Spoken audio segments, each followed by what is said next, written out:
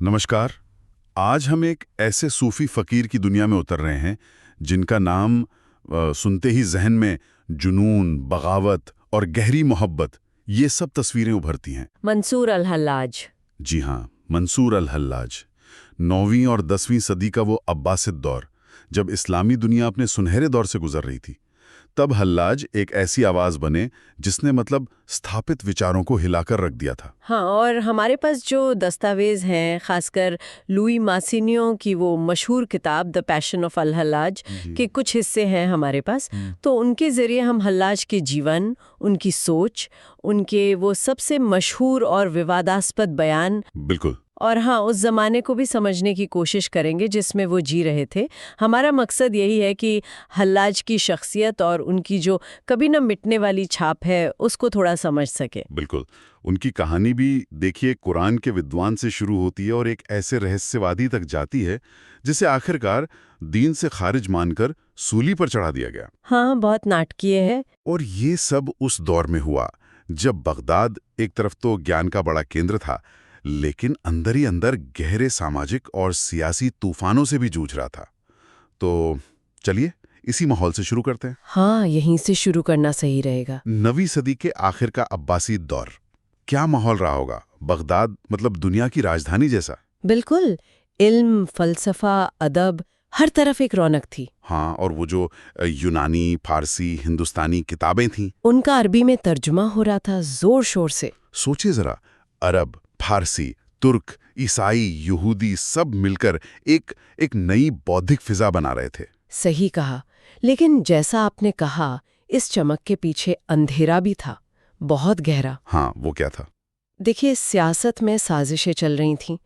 अमीर और गरीब के बीच की खाई वो बढ़ती ही जा रही थी। अच्छा। सुन्नी शिया तनाव भी था, और खासकर वो जंज विद्रोह जो गुलामों का विद्रोह था, 869 से 883 के बीच, बहुत भयानक था वो। ओहो, तो हल्लाज ने ये सब अपनी आंखों से देखा? बिल्कुल।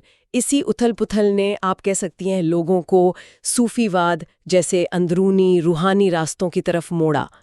एक तरह की तलाश थी वो। हाँ, बाहर की दुनिया में इतनी बेचैनी थी तो अंदर सुकून ढूंढ रहे थे लोग। एग्जैक्टली।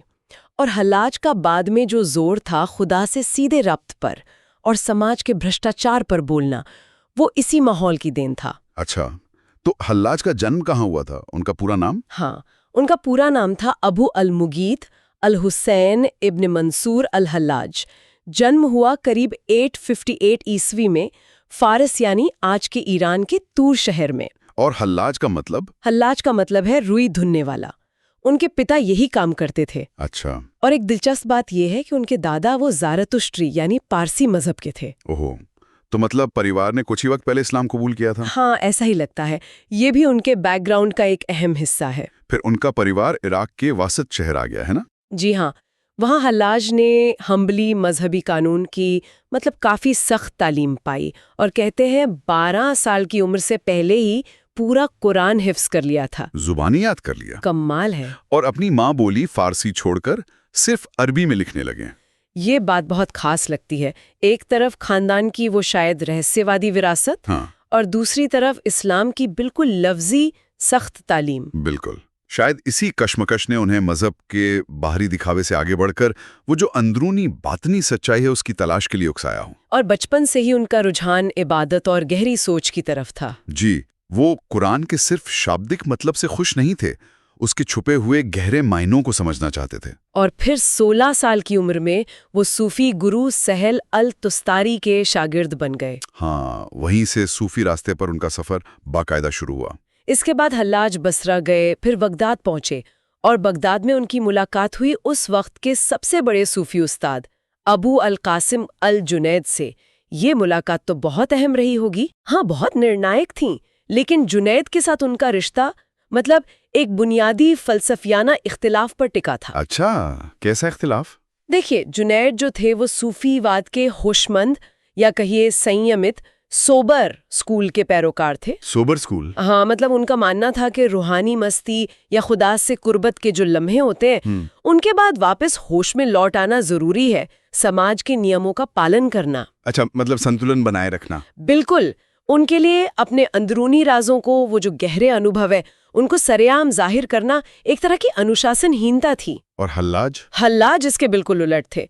वो मस्त या बेखुद इंटॉक्सिकेटेड रास्ते के जैसे नुमाइंदे बन गए। इंटॉक्सिकेटेड? हाँ, वो अक्सर खुदा की याद में, उसकी मौजूदगी में इतने खो जाते थे कि अपनी शख्सियत ही भूल जाते थे। तो इनके लिए खुदा का वो सीधा तजुर्बा? वो इतनी बड़ी, इतनी गहरी सच्चाई थी कि उसे सिर्फ कुछ खास लोगों तक रखना उनके लिए जैसे गुनाह था।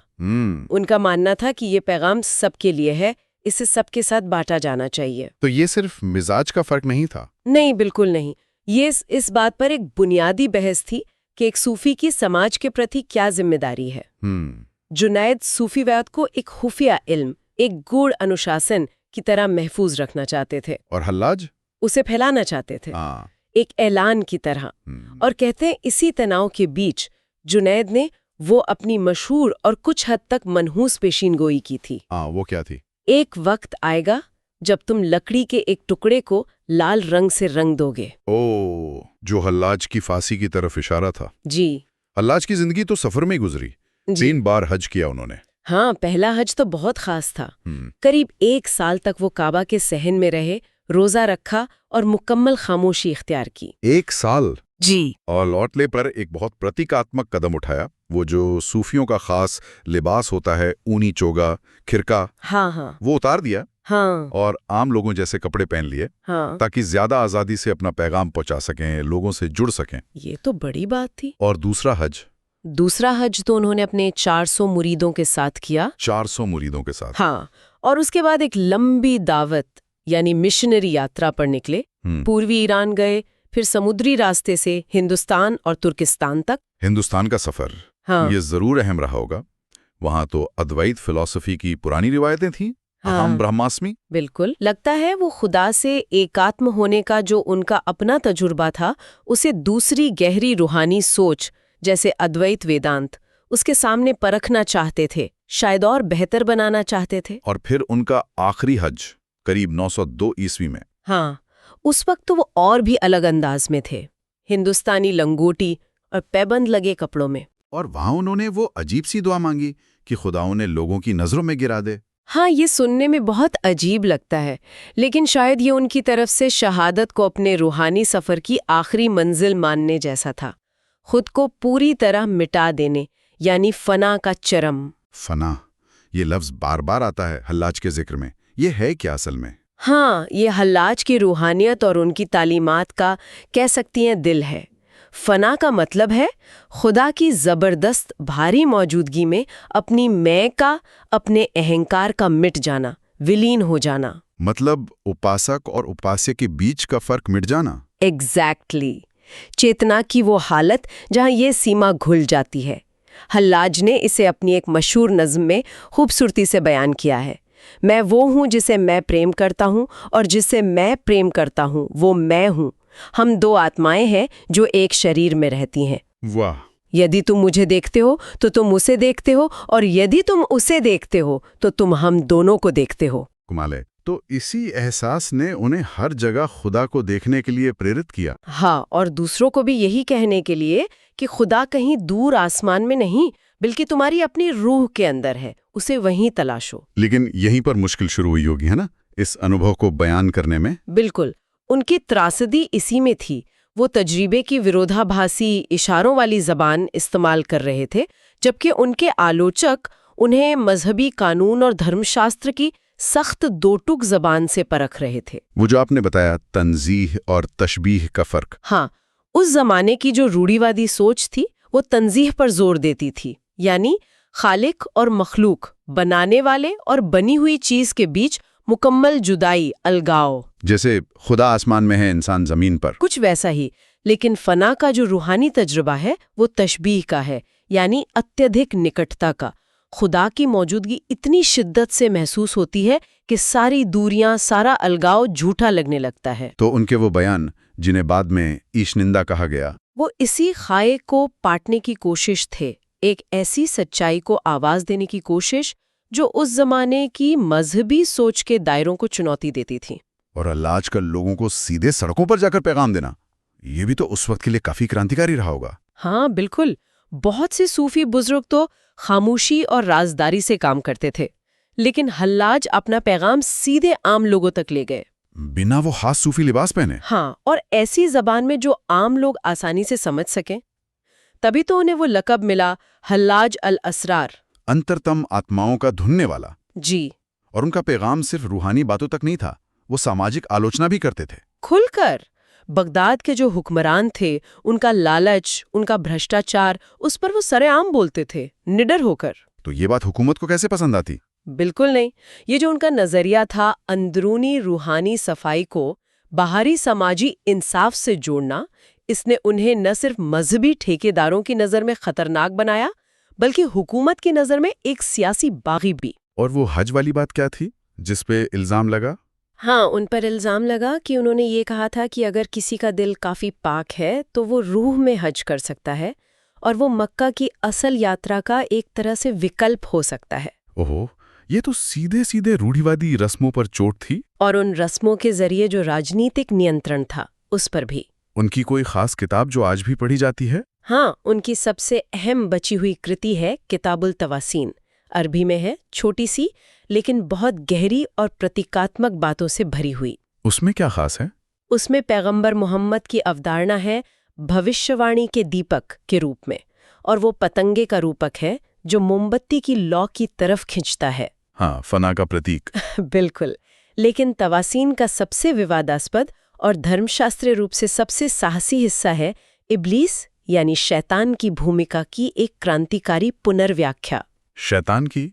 वो कैसे? देखिए, ये शैतान की तरफदारी नहीं है, बल्कि ये खालिस एकेश्वरवाद, तौहीद और दिव्य प्रेम की एक बहुत गहरी और विरोधाभासी खोज है। समझाइए जरा। हल्लाज इब्लीस के आदम को सजदा करने से इनकार को ईश्वर के प्रति उसके प्रेम की अंतिम पुष्टि के रूप में देखते हैं। ये कैसे? उनका तर्क है कि इब्लीस ने एक सृजित प्राणी यानी आदम के सामने झुकने के बजाय शापित होना चुना, ताकि वो शिर्क के पाप से बच सके, यानी ईश्वर के साथ किसी और को भागीदार बनाने से। बाप रे। तो इस व्याख्या में इब्लीस एक दुखद नायक बन जाता है, सबसे कट्टर एकेश्वरवादी। हाँ, एक तरह से इब्लीस का बचाव करके हल्लाज परोक्ष रूप से अपनी ही उन बातों का बचाव कर रहे थे जिन्हें ईशनिंदा कहा जा रहा था। वो शायद ये कह रहे थे कि अनुभवात्मक सत्य, हकीका कभी-कभी बाहरी धार्मिक कानून, शरीयत का उल्लंघन करता हुआ लग सकता है। बहुत गहरा है ये। और फिर आया हल्लाज का वो सबसे मशहूर और सबसे घातक उद्गार, अना अल हक। मैं सत्य हूँ। हाँ, मैं सत्य हूँ या मैं ईश्वर हूँ, क्योंकि अल हक ईश्वर के 99 नामों में से एक है। और इसी को बुनियाद बनाकर उन पर मुकदमा चला और मौत की सजा हुई। जी हाँ, इसे व्यापक रूप से दैवत्व का सीधा दावा समझा गया, विधर्म और ईशनिंदा। लेकिन क्या ये इतना सीधा था? आपने कहा ये एक विरोधाभास है। हाँ, बिल्कुल। इसकी कई व्याख्याएं हैं और वो दिखाती हैं कि धर्म को समझने के अलग अलग तरीके कानूनी, रहस्यमयी, दार्शनिक कैसे टकराते हैं। जैसे पहला नजरिया रूढ़िवादी न्यायविदों का। उनके लिए ये दैवत्व का शाब्दिक दावा था, हुलूल, सीधी ईशनिंदा, सजा मौत। ठीक है। दूसरा जुनैद जैसे सोबर सूफियों का। उनके लिए ये रहस्यमय रहस्यों का अनुचित सार्वजनिक खुलासा था, आध्यात्मिक नशे का संकेत, अनुशासनहीनता। और तीसरा रूमी जैसे मस्त सूफियों का। उनके लिए ये फना यानी स्वयं के विलोपन की अंतिम अभिव्यक्ति थी। ये ईश्वर की आवाज थी जो रहस्यवादी के मिटे हुए अहंकार के माध्यम से बोल रही थी। ये परम विनम्रता थी। परम विनम्रता, ये कैसे? रूमी का तर्क था कि मैं ईश्वर का सेवक हूं कहना ज्यादा बड़ा अहंकार हो सकता है, क्योंकि इसमें दो अलग सत्ताओं की पुष्टि होती है, मैं और ईश्वर, जबकि अन अल हक का अर्थ है कि व्यक्तिगत मैं इतना मिट गया है कि केवल ईश्वर का सच्चा मैं ही बचा है। वाह, ये तो बिल्कुल अलग नजरिया है। हाँ, और फिर लुई मासिन्यो जैसे आधुनिक विद्वानों का नजरिया है, जो इसे एक परिवर्तनकारी मिलन कहते हैं, जहां असृजित दिव्य आत्मा क्षण भर के लिए सृजित मानव आत्मा को बदल देती है, लेकिन वो पूरी तरह एक नहीं हो जाते। संत ईश्वर की उपस्थिति का साक्षी बन जाता है। तो असल मुद्दा भाषा का है। हाँ, कानूनी भाषा बनाम रहस्यमय अनुभव की भाषा। हाँ, काफी हद तक। हल्लाज के लिए ये दैवत्व के सागर में डूबी हुई आत्मा की पुकार थी, जिसे शब्दों में बांधना लगभग नामुमकिन था। तो हल्लाज के आखिरी साल बगदाद में मुकदमा और फिर शहादत, ये सब कैसे हुआ? आपने कहा यह सिर्फ मजहबी मामला नहीं था। नहीं, ये समझना बहुत जरूरी है।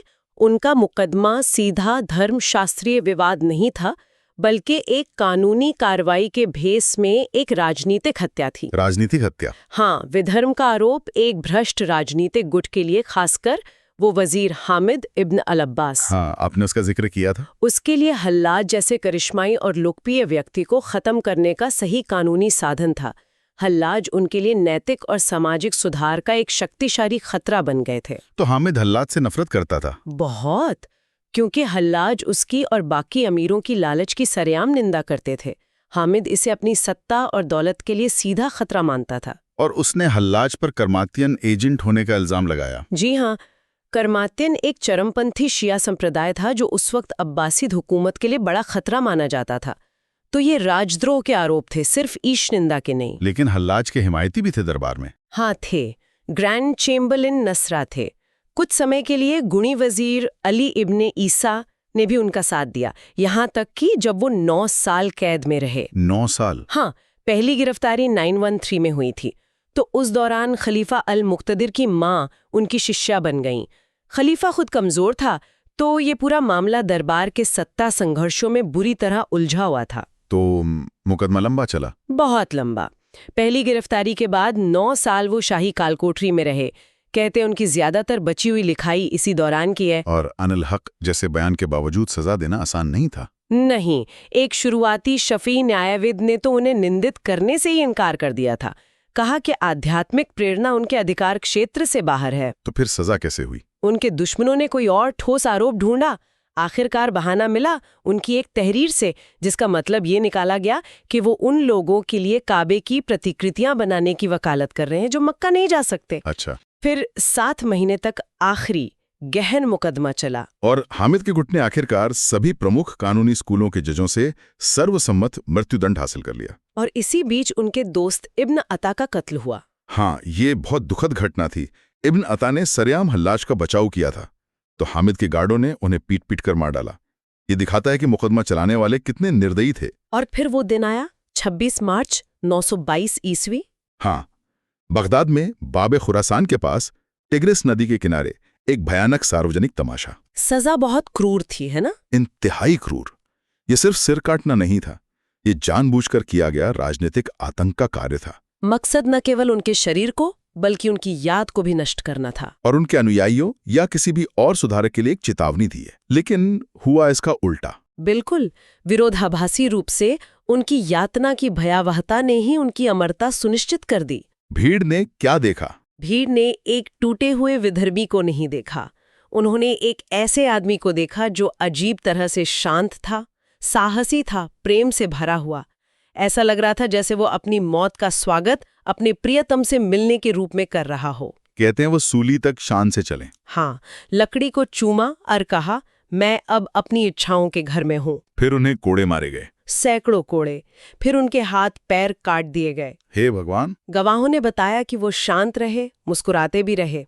अपनी कलाई के खूनी ठूंठों को अपने चेहरे पर रगड़ते हुए कहा, मैं नहीं चाहता कि तुम सोचो कि मैं डर से पीला पड़ गया हूँ।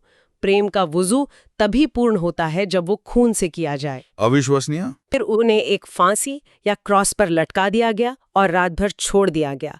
कहते हैं उनके आखिरी शब्द अपने उत्पीड़कों के लिए क्षमा की प्रार्थना थे। और अगले दिन? अगले दिन उन्हें नीचे उतारा गया और सिर काट दिया गया। फिर अपमान को पूरा करने के लिए उनके शरीर को जला दिया गया और राख टिग्रिस नदी में बिखेर दी गई। राज्य ने उन्हें मिटाने की पूरी कोशिश की, और वही कोशिश उन्हें इतिहास में परम प्रेम के शहीद के रूप में अंकित कर गई। तो मौत के बाद हल्लाज का क्या हुआ? सूफी परंपरा ने उन्हें कैसे देखा? हाँ, ये दिलचस्प है। अपने समकालीनों द्वारा निंदित होने के बावजूद हल्लाज को मरणोपरांत सूफी परंपरा के भीतर, कह सकते हैं, पुनर्वासित किया गया। वो एक केंद्रीय, यद्यपि स्थायी रूप से विवादास्पद व्यक्ति बन गए। तो उन्हें संत माना गया? हाँ, उनके जीवन और मृत्यु को परमानंदमय दिव्य प्रेम और शहादत के परम आदर्श में बदल दिया गया। सूफी कल्पना में उन्हें महानतम तपस्वियों में से एक और एक धर्मी संत के रूप में सम्मानित किया जाता है। लेकिन आपने कहा विवादास्पद भी रहे। हाँ, सूफीवाद के भीतर उनकी विरासत अखंड नहीं है। वो एक सीमा मामले की तरह है। हर बाद की पीढ़ी के रहस्यवादियों को ये सोचने पर मजबूर करते हैं कि प्रत्यक्ष आध्यात्मिक अनुभव, धार्मिक कानून और सार्वजनिक अभिव्यक्ति के बीच क्या रिश्ता होना चाहिए। मतलब अलग-अलग सूफी सिलसिलों ने उन्हें अलग तरह से देखा। बिल्कुल, जैसे नक्शबंदी जैसे अधिक संयमित, कानूनी रूप से उन्मुख सूफी आदेश हैं, उनके लिए हल्लाज नशे के खतरों और दिव्य रहस्यों को प्रकट करने के पाप के खिलाफ एक चेतावनी है। और रूमी जैसे गुरुओं की परमानंद प्रवृत्त परंपराओं के लिए हल्लाज परम नायक हैं, इश्क के शहीद। और इब्न अरबी जैसे फलसफी सूफियों के लिए उनके लिए हल्लाज की वो कच्ची अनुभवात्मक घोषणाएं थीं। उन्होंने वहदत अल वजूद यानी अस्तित्व की एकता जैसे अधिक व्यवस्थित आध्यात्मिक ढांचों के लिए सामग्री प्रदान की। तो हल्लाज का असर सिर्फ धर्मशास्त्र तक नहीं रहा, साहित्य में भी बहुत गहरा पड़ा। बहुत गहरा, खासकर फारसी, अरबी, उर्दू और तुर्की भाषाओं की रहस्यवादी कविता में। उनकी नाटकीय जिंदगी और शहादत ने दिव्य प्रेम के केंद्रीय विरोधाभास को व्यक्त करने के लिए प्रतीकों का एक शक्तिशाली और स्थायी सेट दिया। क्या विरोधाभास? वही कि परम मिलन विलोपन में पाया जाता है, कि जीवन मृत्यु में पूर्ण होता है, और यह कि उच्चतम सत्य अक्सर ईश निंदा जैसा लगता है। तो फांसी और शराब जैसे प्रतीक उनसे जुड़े। हाँ, फांसी प्रेमी के सिंहासन या प्रियतम के साथ उसके अंतिम मिलन के स्थल का काव्यात्मक प्रतीक बन गए। मंसूर की शराब रहस्यमय परमानंद के नशीले सत्य के लिए एक आम रूपक बन गया। और वो पतंगे वाला रूपक? हाँ, परवाना जो शमा की लौ में खुद को जलाकर अपनी पूर्ति पाता है। माना जाता है कि हल्लाज ने इसका व्यापक रूप से उपयोग किया था, दिव्योपस्थिति में आत्मा के विलोपन, फना के लिए एक आदर्श रूपक। उर्दू शायरी में भी उनका बहुत जिक्र आता है। बहुत ज्यादा। अल्लामा इकबाल, मीर तकी मीर, गालिब, ये सब उनसे बहुत प्रेरित थे। जो मैं सर बसजदा हुआ कभी, तो ज़मीं से आने लगी सदा, तेरा दिल तो है सनम आशना, तुझे क्या मिलेगा नमाज में। ये इकबाल का शेर हल्लाज की रूह को ही तो दर्शाता है। वाह। और फिर 20वीं सदी में हल्लाज को पश्चिम में फिर से खोजा गया। हाँ, और इसका बड़ा श्रेय जाता है फ्रांसीसी कैथोलिक विद्वान लुई मासिन्यो को। लुई मासिन्यो जी, उनका 4 खंडीय कार्य the passion of al Hallaj, mystic and martyr of Islam, दशकों की सावधानीपूर्वक रिसर्च का नतीजा था। इसने सूफी गुरु की आधुनिक समझ को मौलिक रूप से बदल दिया। उन्होंने हल्लाज की फांसी की तुलना ईसा मसीह की सूली से की। द पैशन नाम इसीलिए रखा। हाँ, मासिन्यो ने हल्लाज में इस्लाम और ईसाई धर्म के बीच एक पुल देखा, एक अब्राहमिक संत। उन्होंने स्पष्ट रूप से हल्लाज की फांसी को यीशु के सूली पर चढ़ने के समानांतर प्रस्तुत किया। इस पर आलोचना भी हुई। हाँ, हुई है, लेकिन इस व्याख्या ने हल्लाज की कहानी को आधुनिक वैश्विक दर्शकों के लिए सुगम और सम्मोहक बना दिया। तो आज जब हम हल्लाज को समझते हैं तो इस मासिन्यो फिल्टर को स्वीकार करना जरूरी है। मतलब हम ऐतिहासिक व्यक्ति, सूफी किंवदंती और 20वीं सदी की विद्वत्तापूर्ण पुनर्कल्पना के मिश्रण को देख रहे होते हैं। तो कुल मिलाकर मंसूर अल हल्लाज अपने युग के एक बहुत ही जटिल उत्पाद थे। एक ऐसी दुनिया जिसने बौद्धिक खोज का जश्न मनाया, लेकिन साथ ही सामाजिक अन्याय और सांप्रदायिक संघर्ष से भी भरी हुई थी। बिल्कुल, उनकी आध्यात्मिक यात्रा उन्हें हम्बली स्कूल के शाब्दिकवाद से रहस्यमयी अनुभव की उच्चतम चोटियों तक ले गई, और इस रास्ते ने उन्हें भाषा, धर्मशास्त्र और राजनीतिक शक्ति की सीमाओं को चुनौती देने के लिए प्रेरित किया। और उनका वो नारा अन अल हक, वो सिर्फ एक कथन नहीं था, बल्कि एक सवाल बन गया जो 1000 से अधिक वर्षों से इस्लामी सभ्यता में गूंज रहा है। क्या सवाल? यही कि दिव्य श्रेष्ठता और अंतर्निहितता के बीच क्या रिश्ता है, धार्मिक कानून और व्यक्तिगत अनुभव के बीच, गूढ़ सत्य और सार्वजनिक घोषणा के बीच। ये सवाल बार बार सोचने पर मजबूर करता है। और अब्बासिद राज्य ने उस सवाल को चुप कराने की कोशिश की। हाँ, एक क्रूर सार्वजनिक फांसी के माध्यम से।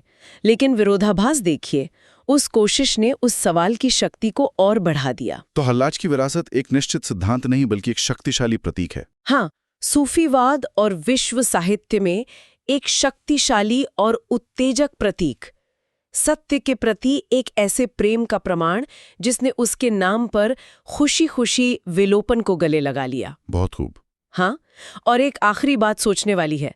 हल्लाज ने रहस्यवाद को, आप कह सकती हैं, लोकतांत्रिक करने की कोशिश की, उसे आम लोगों तक लाने और उसे सामाजिक सुधार से जोड़ने का प्रयास किया।